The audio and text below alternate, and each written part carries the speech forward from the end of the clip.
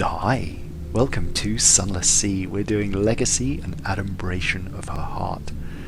This requires the Zubmariner DLC, and we're going to be underwater most of the time. You're going to be looking for these abysses.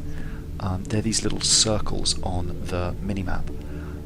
And when you get over them, you'll get an event that you can interact with, and you've got to do it in a particular order. Now, each time you play the game, they'll be randomly generated.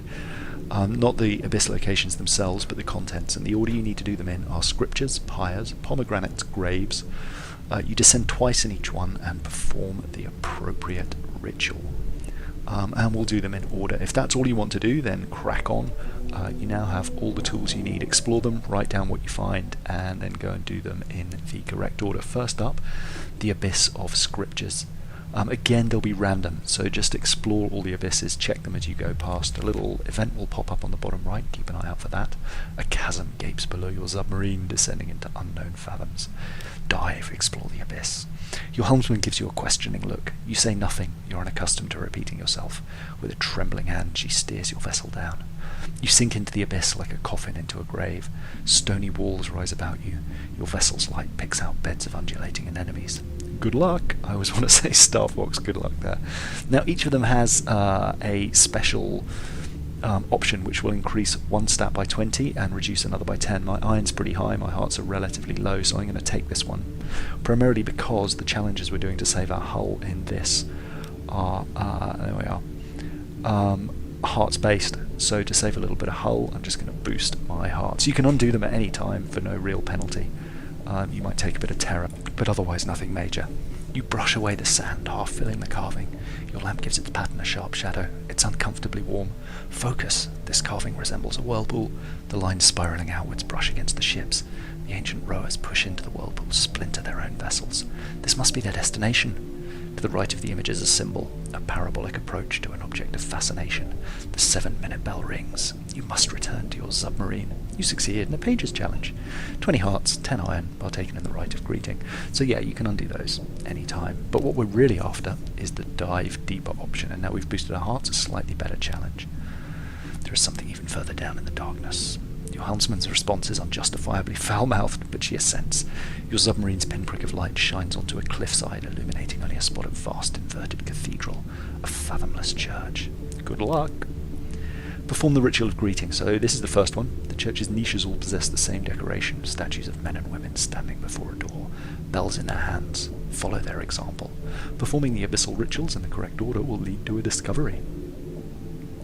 Your submarine's lights illuminate bas-reliefs carved into the wall of the chasm. They depict men and women rowing from a sunless city, then far at sea, scuppering their ships, symbols etched into the wall flicker with fire.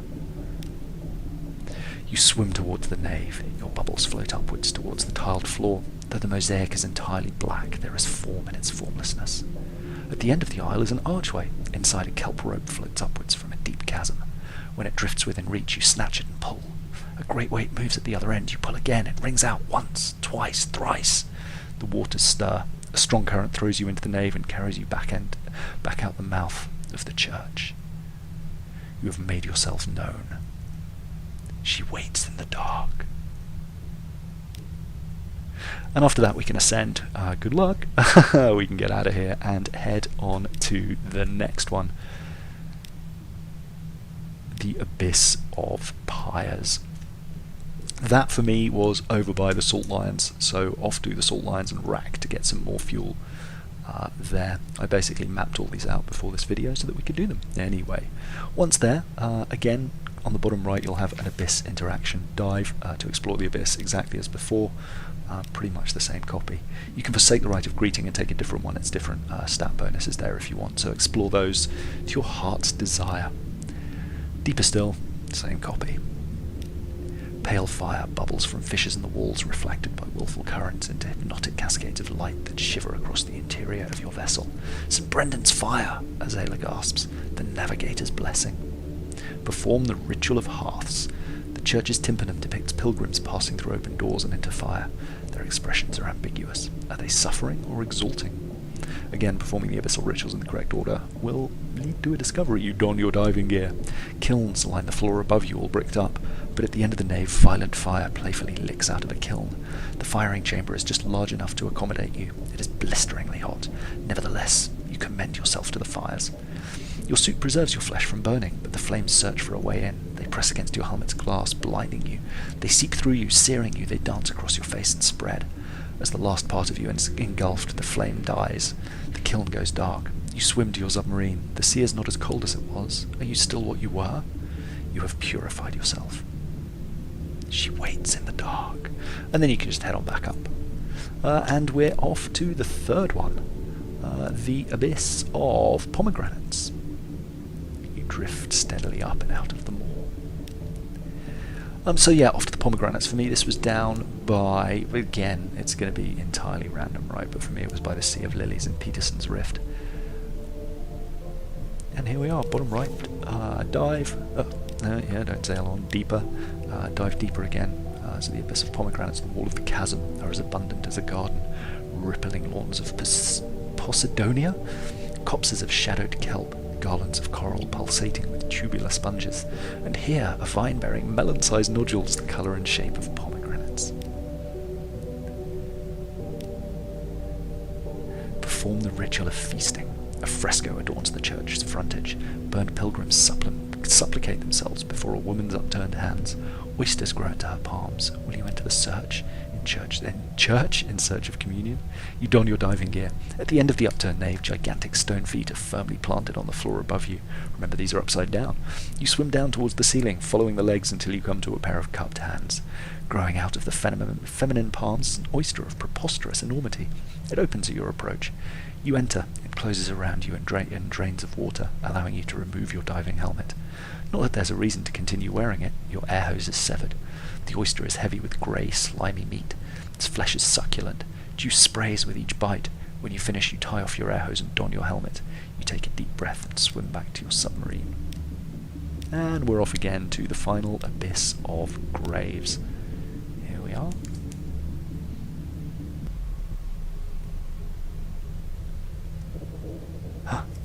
What will await inside? Dive, explore the abyss. Shelves have been cut into the rock walls. Some are large enough to hold ancient waterlogged ships, crusted with long-dead barnacles. Others are smaller, holding pairs of clay coffins and a smattering of grave goods, jugs and bowls. Dive deeper. Sure, we've done shelves. A procession of statues lines the Z floor, facing away from the church. They carry coffins on their shoulders. Their march ends at a precipice, descending into a further abyss. Retrieving a clay coffin from a wall niche and bringing it on board, you lie within. Your sailors bore a hole for your air hose, feed it through, then lower the lid into place. The last thing you hear is the muttering about abyssal heathenry. The coffin is manoeuvred out into the deeps, affixed to a winch and lowered into the chasm. At 7 minutes, the darkness stirs. At 14 minutes, all sound ceases, even your breath, even your heart. At 21 minutes, there's a sudden bang. Another. Something is knocking on your coffin's lid. They wrench it free. She is here. Reach out. There's something in the waters flow gently around you, alive, curious, adoring. There is something in the darkness. No, there is someone in the darkness.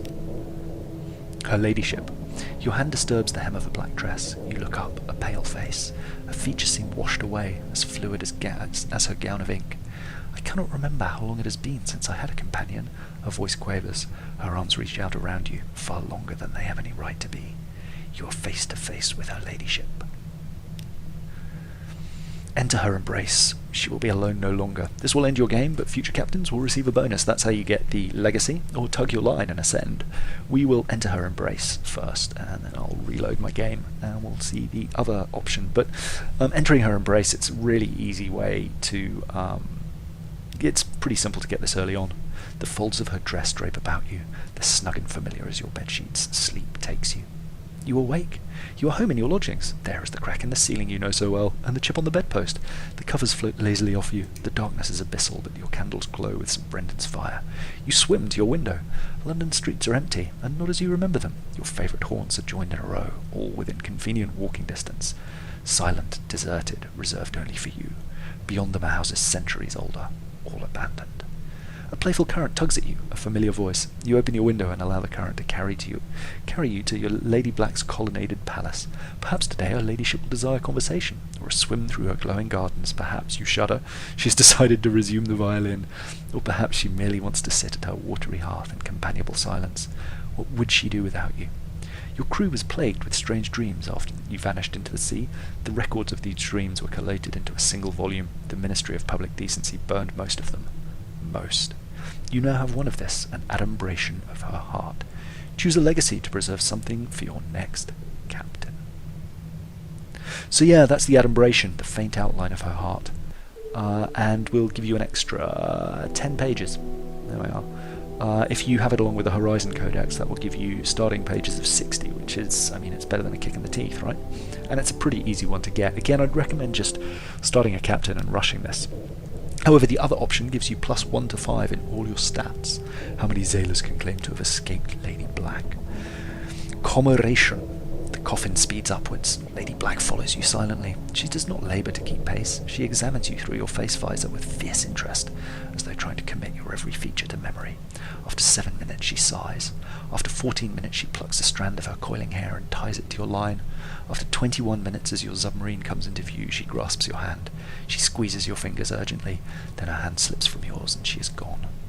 So you can see between 1 and 5 to every stat, you lose all your terror, and Lady Black will remember you, which means you can't do this again in this playthrough. So yeah, my recommendation is 100% to go and do that as quickly as possible, and then start a new captain, and then go and do it again to get like a really good early boost on all your stats. It's actually a really nice way to do it. And once you've done it the first time, you can kind of take your time to explore the abysses at your leisure. There's actually no hurry at all, right? Anyway, that's it for now. On the left, Let's Play of Sunless Sea that I'm just kind of pootling through. And on the right, I am going to do Ambition Immortality.